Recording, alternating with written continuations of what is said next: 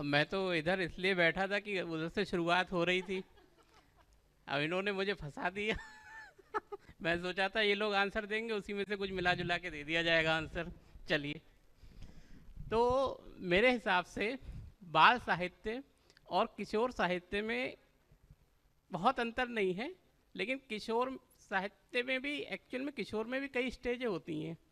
12 साल का बच्चा भी किशोर है, और 12 से 18 एज मानी गई है, 18 साल का बच्चा भी किशोर है।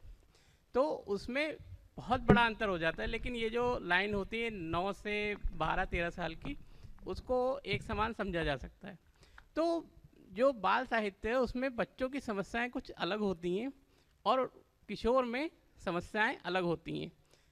बाल साहित्य में जैसे अगर बच्चे की रबड़ स्कूल में खो गई, अब वो घर पे क्या जवाब देगा, ये उसके लिए जो है बहुत बड़ी बात है, बहुत बड़ा मुद्दा है।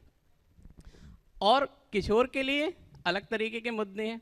आजकल के किशोर कहते हैं हम ट्रॉमा में हैं, हम डिप्रेशन में हैं, जबकि हमारे समय शायद ऐसा नहीं होता था। और किशोरों की अलग समस्या है कि इसके साथ इसकी दोस्ती है, मेरी दोस्ती नहीं है।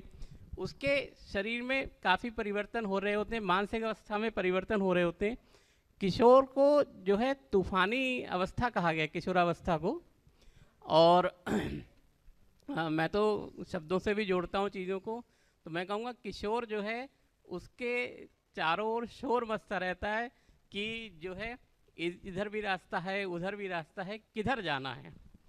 तो इन दोनों में अंतर तो वाकई है। और मैंने जो अपनी किताबों में किया है, जैसे बाल साहित्य की बात करें तो गांव वाला अंग्रेजी स्कूल में एक प्रकरण है कि जो बच्चे की गुल्लक है डोरेमोन की, अब उसको ये जानना है, उसे 500 रुपये खर्च करने हैं।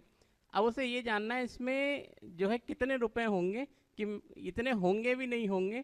तो उसकी बहुत समस्या, वो अपने फ्रेंड से पूछता है कि कैसे पता लगाएं इसमें कितने रुपए हैं।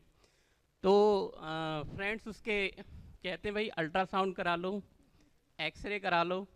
अब वो सोचता है कि यही 500 रुपये के होते हैं, अगर जो है 500 रुपये इसी में खर्च हो गए, 500 रुपये निकले भी नहीं, तो कैसे होगा।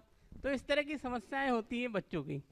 किशोरों की किस तरह की समस्याएं हैं, अब जैसे आ, उसमें भी रोहनी पात्र है हाथीस्तान में, तो उसको हाथीस्तान ले जाया जाता है जब पहली बार। और एक समस्या है हाथीस्तान की जो लोहनी हल कर सकता है, तो लेकिन उसको जंग पे जाना पड़ेगा। तो वो ये सोचता है कि अगर मैं गया तो मेरा होमवर्क कौन देखेगा, मेरे एग्ज़ाम आ रहे हैं, इस तरह